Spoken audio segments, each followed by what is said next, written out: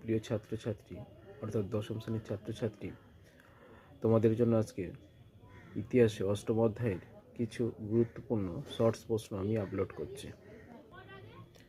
অর্থাৎ 20 শতকের দ্বিতীয় পর্বে 1947 থেকে 96 এখানে গুরুত্বপূর্ণ প্রশ্ন আছে, যেমন লৌহ মানব কাকে বলে বা ভারতের প্রথম রাষ্ট্রপতি।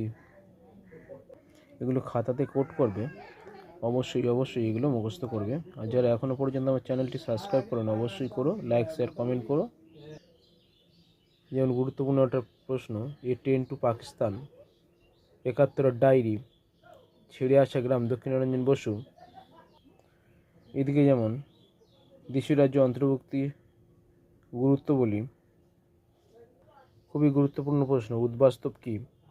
এই ছিল আজকের ভিডিও। পারলে সবাই শেয়ার লাইক কমেন্ট করো। Thank you.